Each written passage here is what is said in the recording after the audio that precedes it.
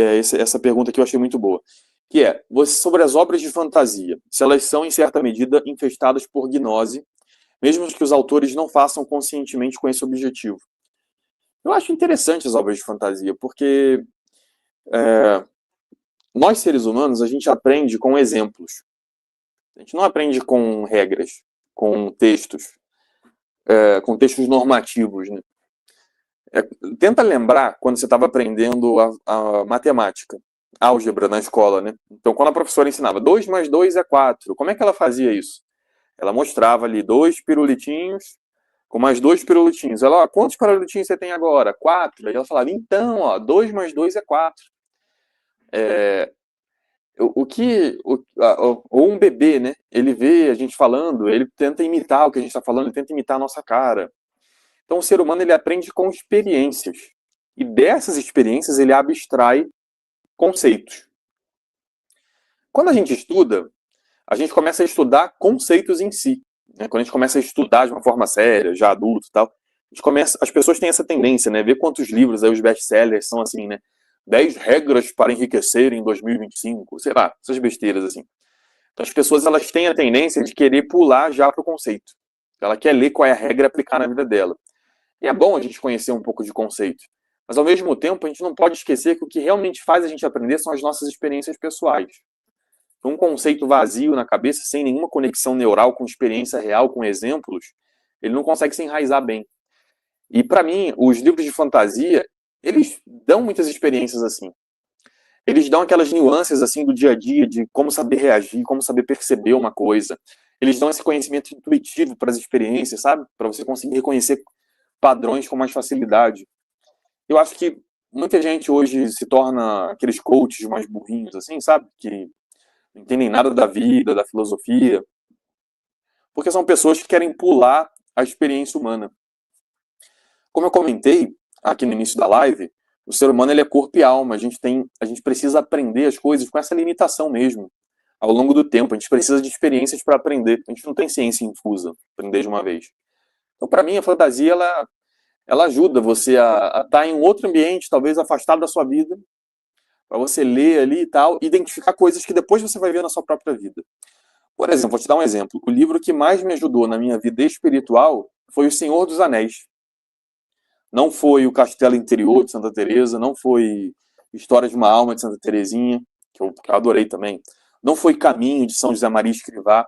O livro que mais me ajudou nos momentos que eu mais precisava, no final da adolescência, foi Senhor dos Anéis. Por quê? Porque eu não preciso de um conceito, eu via a coisa acontecendo. E depois, na minha própria vida, eu vi essa mesma situação acontecendo, apesar de ser um ambiente completamente diferente.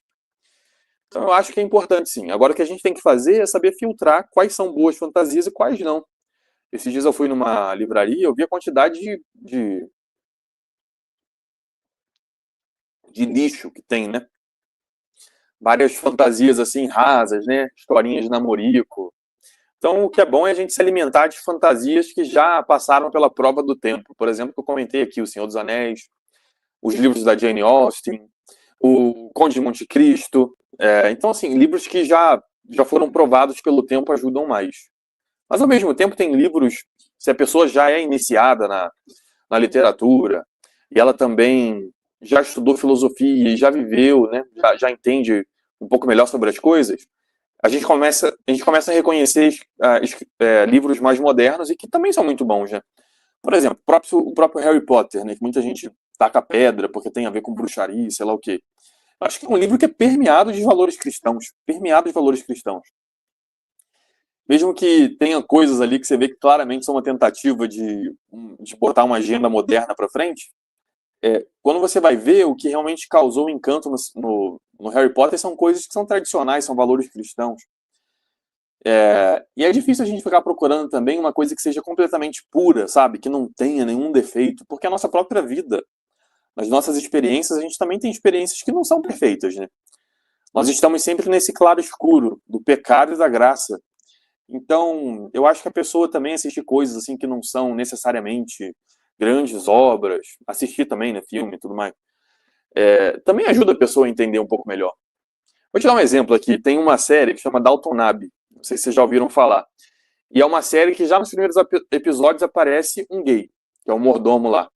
sei lá, um dos ajudantes lá. E eu conheço gente que eu já ouvi gente falando assim, nossa, é ruim porque tem esse personagem, sei lá o quê. Gente, mas aquele personagem é tão bem retratado, sabe, as consequências ruins na vida dele, pela situação em que ele tá, que isso é bom, sabe? É uma forma da gente aprender sobre essa situação. Você aprende que é ruim aquilo ali. Então é bom, sabe? Uma vez eu ouvi também um sacerdote dizendo numa homilia, assim, ele falou, todo mundo tá assistindo aí Os Vingadores, em que o cara matou a irmã e depois matou o filho e sei lá o que e tal. Essa história é muito violenta. Fala, gente, já vamos ler a Bíblia, né? Porque a Bíblia é cheia de violência também. Então, não é necessário, não precisa ser um filme assim, ursinhos carinhosos pra coisa ser boa, sabe? Dá pra gente também filtrar isso aí, dependendo da idade e da maturidade doutrinal que a pessoa tem.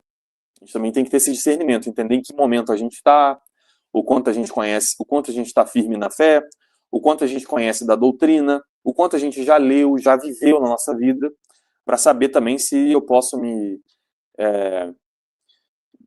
deixar ver alguma coisa dessas, tal, que possa me influenciar. Então tem que saber também ter esse discernimento.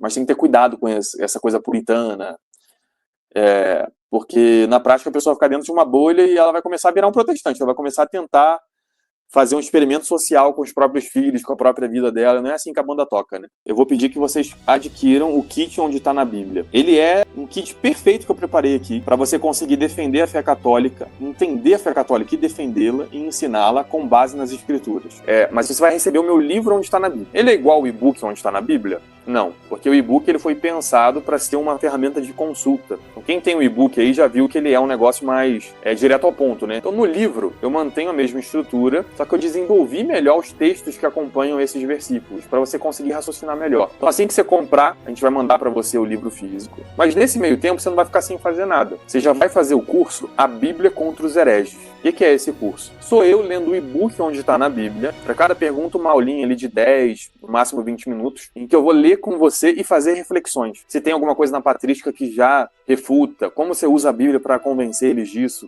como nós sabemos com a Bíblia que a posição católica é a correta. Você já vai fazendo esse curso no seu ritmo, o acesso é vitalício, você vai poder fazer sempre também. E aí, depois disso, tem um outro curso que ele é mais profundo, que é o Por que Não Sou Herege. Esse curso, o que ele é? São 6 aulas maiores, de até 1 hora, em que eu pego na escritura características do povo de Deus, que só estão na Igreja Católica, que vão te permitir se aprofundar mais nas raízes bíblicas da nossa igreja, e você vai passar a questionar os protestantes também. Bem, mas esse link aqui, ele vai estar na descrição também, ariellazari.com.br/kit Onde Está na Bíblia. Você vai adquirir esses 2 cursos e o livro físico vai estar muito mais preparado para defender sua fé com base na escritura.